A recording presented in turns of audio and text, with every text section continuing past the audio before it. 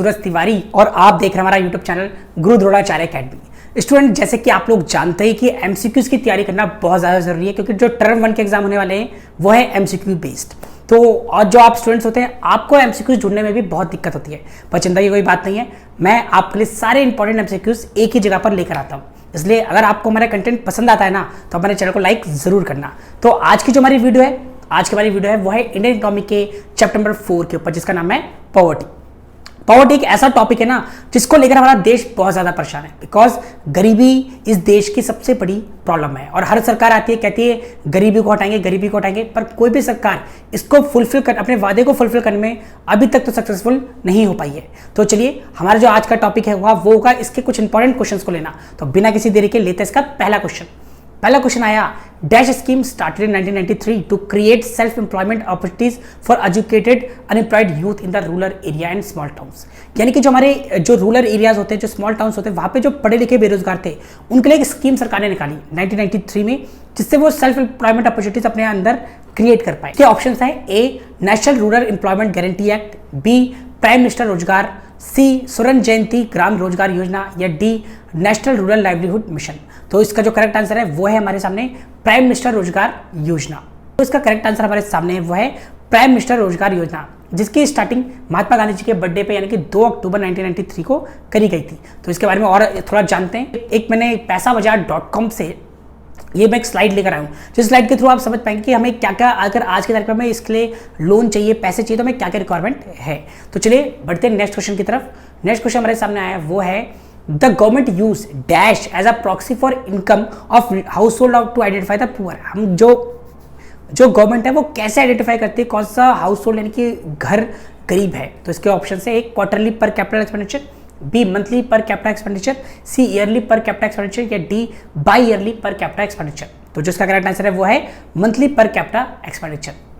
तो जैसे कि हमने देखा, इसका जो करेक्ट आंसर है वो है मंथली पर कैपिटल एक्सपेंडिचर। इसको आप याद रखना। चलो बढ़िए नेक्स्ट क्वेश्चन की तरफ।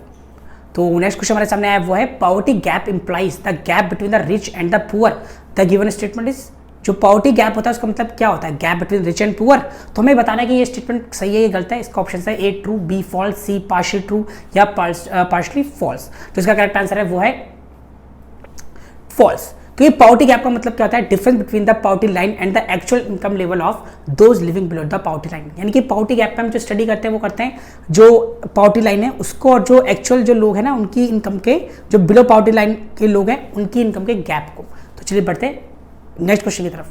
नेक्स्ट क्वेश्चन हमारे सामने आया वो है, the caloric intake requirement has been fixed at the higher level for urban area than the rural area. This statement is true or false? तो इसके हमारे सामने ऑप्शन है A true, B false, C partially true, या D partially false. जो इसका correct answer है वो है false, because the minimum calorie intake estimated in urban areas 2100 and rural areas 2400। जो हमारा अर्बन यानी कि शहरी एरिया होते हैं उसके लिए हमने 2100 को सेट करा है, और जो हमारे रूरल एरिया होते हैं यानी ग्रामीण क्षेत्र या गांव के इलाके होते हैं उसके लिए 2400 पर पर्सन फिक्स करा है। इसका रीजन ये होता है बिकॉज जो गांव का एरिया होता है वहाँ पे लोगों को ज़्यादा फिजिकल वर्क करना पड़ता है, इसलिए हमने जो रूरल एरिया है वहाँ के लिए जो फिक्स करा है कैलोरी इनटेक वो हायर फिक्स करा है, और अर्बन के लिए लोअर फिक्स करा है। तो चलिए बढ़ते हैं नेक्स्ट क्वेश्चन की तरफ। नेक्स्ट क्वेश्चन हमारे सामने आया, seasonal worker comes under the category of. जो सीजनल वर्कर होते हैं उससे हम इनसे किस कैटेगरी में रखते हैं। सीजनल वर्कर वो लोग होते हैं जिनके पास किसी सीजन तो काम होता है, किसी सीजन नहीं होता। For example farmers. तो इसके ऑप्शन है, एक chronic poor, B churning poor, C transit poor, या डी नॉन पुअर। जिसका करेक्ट आंसर है वो है चर्निंग पुअर। और क्योंकि सीजनल वर्कर जो होते हैं उनको चर्निंग पुअर इसलिए बोलते हैं बिकॉज उनको कभी कभी काम मिलता है तो अबव पॉवर्टी लाइन आ जाता है, और जब काम नहीं होता तो बिलो पॉवर्टी लाइन हो जाते हैं। तो चलिए बढ़ते हैं नेक्स्ट क्वेश्चन की तरफ। नेक्स्ट क्वेश्चन हमारे सामने है वो है, which of the following is the cause of poverty in India. इनमें से कौन सा रीजन है जिसके कारण से इंडिया में गरीबी है या पॉवर्टी है। इसके ऑप्शन है, A low capital formation, B lack of infrastructure, C pressures of population, या D all of the above. तो यानी कि पहला लो कैपिटल फॉर्मेशन मतलब कि भारत पे कैपिटल कम है, इंफ्रास्ट्रक्चर भी इतना सही नहीं है, या जो पॉपुलेशन है वो काफी तेजी से ग्रो कर रहा है। तो वैसे इसका जो करेक्ट आंसर है वो है ऑल ऑफ द अबव। तो देखते हैं इसका आंसर है all of the above, because in तीनों ही कारणों की वजह से हमारे देश में पॉवर्टी है। तो चलिए बढ़ते हैं नेक्स्ट क्वेश्चन की तरफ। नेक्स्ट क्वेश्चन हमारे सामने है वो है, poverty ratio is dash in rural area than in urban area. जो पॉवर्टी रेशियो है वो कहाँ पे ज्यादा है, अर्बन या रूरल में। तो इसका ऑप्शन है A more, B less, C equal, D can't comment due to lack of proper estimate. तो जिसका करेक्ट आंसर है वो है मोर। जो हमारा रूरल एरिया होता है वहाँ पे पॉवर्टी है वो ज़्यादा है कंपेयर टू अर्बन एरिया। इसका रीज़न ये होता है बिकॉज हमें जो रूरल एरिया होते हैं वहाँ पे हमें इतनी अच्छी क्वालिटी का इंफ्रास्ट्रक्चर नहीं मिलता, या हमें क्वालिटी एजुकेशन नहीं मिलती, या क्वालिटी हेल्थ नहीं मिलती, हमें बहुत दिक्कत हो, जिस वजह से क्या होता है कि वहाँ के लोग कंपेयर टू जो शहरी लोग हैं वहाँ पे पॉवर्टी ज़्यादा होती है। और एक मेन रीज़न ये रहता है कि शहर में आके हमको जॉब मिल जाती है जो कि हमें रूरल एरिया में नहीं मिल पाती इतनी। तो चलिए बढ़ते हैं नेक्स्ट क्वेश्चन की तरफ। नेक्स्ट क्वेश्चन हमारे सामने आया वो है wage policies India is based on. Wage मतलब दिहाड़ी पॉलिसी ऑफ इंडिया किसके ऊपर बेस्ड है? ऑप्शन ए है standard of living, option B है प्रोडक्टिविटी, ऑप्शन सी है cost of living, option D है नन ऑफ दिस। जो इसका करेक्ट आंसर है वो है कॉस्ट ऑफ लिविंग। बिकॉज जो वेज पॉलिसी होती है वो इस चीज़ के ऊपर डिसाइड होती है कि जो मिनिमम रिक्वायरमेंट होता है उसको एक आदमी को पाने के लिए कितने रुपए खर्च करने पड़ रहे हैं, तो उसके अकॉर्डिंग हम क्या करते हैं, उसको वेज पॉलिसी के हिसाब से उसको वेजेस भी प्रोवाइड करते हैं। तो चलिए बढ़ते हैं नेक्स्ट क्वेश्चन की तरफ। नेक्स्ट क्वेश्चन हमारे सामने आया वो है India follows dash committee recommendation for estimation of poverty line India. अब यहाँ पे 4 कमेटी हैं, उनमें से जो इंडिया था उसने किसको फॉलो करता है हम वो बताएंगे। ए है चीला कमेटी, बी है लकड़वाला कमेटी, सी है दत्त कमेटी, या डी है नरसिम्हा कमेटी। जिसका करेक्ट आंसर है वो है लकड़वाला कमेटी। जी के जिसमें मैंने एक्सप्लेन भी कर रखा है कि 1993 में लकड़वाला कमेटी के जो हेड थे वो थे डी लकड़वाला, जिन्होंने क्या करा था पॉवर्टी लाइन के बारे में यहाँ पे डाटा को सेट करा था, जैसे कि 2100 कैलोरी या 2400 कैलोरीज अर्बन और रूरल एरियाज के लिए। तो ये सब क्या थे, इनके रिकमेंडेशन थे, इसको आपको याद रखना है, बहुत इंपॉर्टेंट टॉपिक है। इसका आंसर है लकड़वाला कमेटी। तो चलिए बढ़ते हैं नेक्स्ट क्वेश्चन की तरफ। नेक्स्ट क्वेश्चन हमारे सामने आया what is the name given to the ratio which measure the number of poor below the poverty line. अब जो number of person below the poverty line होते हैं उनको हम क्या बोलते हैं? एक है ए है इसमें ऑप्शन पॉपुलेशन रेशियो, बी है पॉवर्टी रेशियो, सी है हेड काउंट रेशियो, या डी है रियल पॉवर्टी काउंट रेशियो। जो इसका करेक्ट आंसर है वो है head count ratio. Head count ratio में उन पर्सन को काउंट करते हैं जितने बिलो द पॉवर्टी लाइन होते हैं। ठीक है, तो चलिए बढ़ते हैं नेक्स्ट क्वेश्चन की तरफ। नेक्स्ट क्वेश्चन हमारे सामने है वो है which of the following is not a instrument for estimation of poverty. इनमें से किसको हम पॉवर्टी के लिए एक इंस्ट्रूमेंट के तौर पे नापने के लिए नहीं यूज करते हैं, जैसे मेजरमेंट टूल्स बोल सकते हैं, वो हम नहीं है। ए है सैन इंडेक्स, बी है पॉवर्टी गैप इंडेक्स, सी है स्क्वायर्ड पॉवर्टी गैप इंडेक्स, या डी है कुजनेक्स कर्व। तो इसका करेक्ट आंसर है वो है कुजनेक्स कर्व। कुजनेक्स कर्व को हम क्यों नहीं मानते, क्योंकि कुजनेक्स कर्व में हम क्या देखते हैं, हम इनइक्वालिटी ऑफ इनकम देखते हैं compare to development in the country, यानी किसी कंट्री में कितनी डेवलपमेंट है उसके हिसाब से जो कितनी इनइक्वालिटी ऑफ इनकम क्रिएट हुई उसको हम इसमें देखते हैं। जैसे होता नहीं है कि अमीर अमीर हो गए और गरीब गरीब हो गए, वो एक एग्जाम्पल हो सकता है।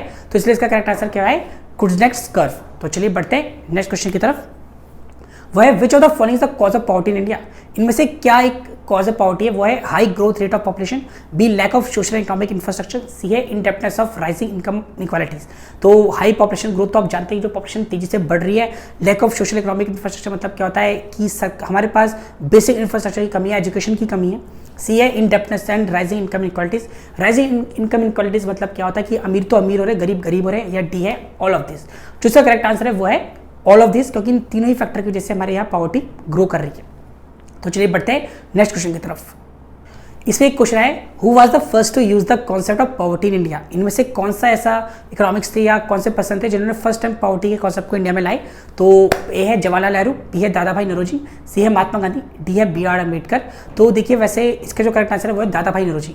तो आप देख सकते हैं यहाँ पे इनकी फोटो भी मैंने लगाई है, बिकॉज अगर आप एक चीज़ को ऑब्जर्व करें कि कई सारे लोगों ने देखा ही नहीं कि दादा भाई नौरोजी है कैसे। ये काफ़ी इंपॉर्टेंट उन्होंने रोल प्ले करा इंडिया की इकोनॉमिक में, तो इसलिए आपको याद रखना है ये दादा भाई नौरोजी जी की पिक है। तो चलिए बढ़ते हैं नेक्स्ट क्वेश्चन की तरफ। वो है which state has maximum number of people living below the poverty line. अब यहाँ पे हमारे सामने 4 स्टेट के नाम लिखे हैं और हमें ये बताना है इनमें से कौन सी स्टेट ऐसी है जिसमें सबसे ज़्यादा पुअर है या person below the poverty line है। ए है बिहार, बी राजस्थान, सी मध्य प्रदेश, या डी केरला। जिसका करेक्ट आंसर है वो इन चारों में से A Bihar. Bihar is the correct answer, तो आप याद रखना। चलो बढ़ते हैं नेक्स्ट क्वेश्चन की तरफ।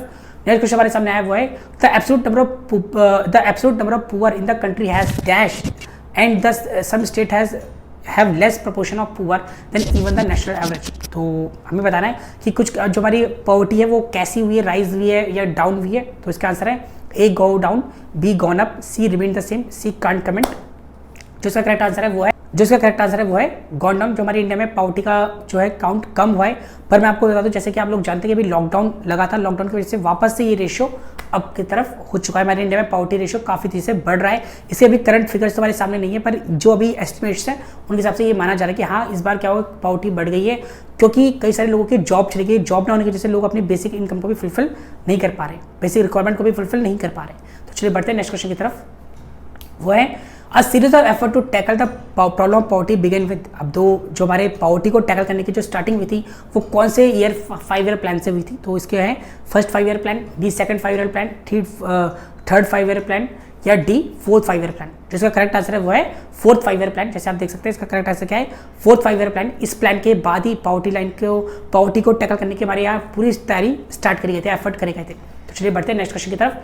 नेक्स्ट क्वेश्चन हमारे सामने वो है who among the following conduct periodical sample survey for estimating poverty in India. यानी कि इन 4 मैंने नाम लिखे, इनमें से कौन है जो सर्वे करता है इंडिया में? तो ए है department of economic affair, ministry of finance, B है national sample survey organisation, C है Reserve Bank of India, D है ऑल ऑफ द अबव। जो है याद रखना है कि जो नेशनल सैंपल सर्वे ऑर्गेनाइजेशन होती है वो इंडिया में सर्वे करती है, तो इसलिए जिसका करेक्ट आंसर होगा वो होगा नेशनल सैंपल सर्वे ऑर्गेनाइजेशन। तो चलिए बढ़ते हैं नेक्स्ट क्वेश्चन की तरफ।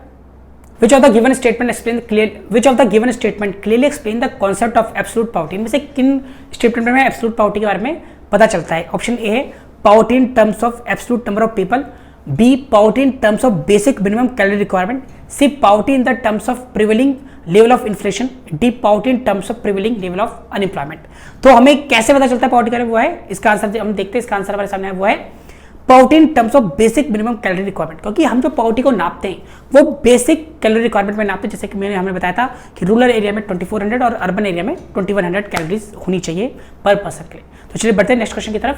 नेक्स्ट क्वेश्चन हमारे सामने आया वो है which of the following programme encourage people to form self help group. इनमें से कौन सा प्रोग्राम से जो लोग हैं वो सेल्फ हेल्प ग्रुप को फॉर्म करते हैं? तो ऑप्शन है स्वर्ण Jayanti Gram Swarozgar Yojana, B national rural livelihood mission, C Mahatma Gandhi national rural employment guarantee act, या डी स्वर्ण जयंती शहरी रोजगार योजना। जो इसका करेक्ट आंसर है वो है हमारे सामने ए स्वर्ण जयंती ग्राम रोजगार योजना। क्योंकि इसके थ्रू क्या होता है, लोगों के मन में एक सेल्फ हेल्प ग्रुप स्टैब्लिश करने की भावना जनरेट होती है। इससे क्या होता है रूरल एरिया में भी क्या होता है, ग्राम मतलब गांव के इलाके में तो भाई क्या होता है सेल्फ हेल्प ग्रुप फॉर्मेशन होते हैं, तो लोगों को रोजगार स्वरोजगार या सेल्फ हेल्प ग्रुप फॉर्म होते हैं। तो लोगों के पास क्या होता है अपने हेल्प करने के लिए पैसों की एक सोर्स क्रिएट होता है जिससे वो अपना छोटा मोटा काम स्टार्ट कर सकते हैं। तो ये थे आज के कुछ इंपॉर्टेंट एमसीक्यूज। ये ऐसे एमसीक्यूज थे जिनके थ्रू आप अपनी पॉवर्टी की प्रैक्टिस कर सकते हैं। अगर आपको वीडियो पसंद आए तो वीडियो को लाइक जरूर करना, कोई भी क्वेरी तो कमेंट करना। मैं सूरज तिवारी मिलूंगा आपसे नेक्स्ट वीडियो में, तब तक ले गुड बाय।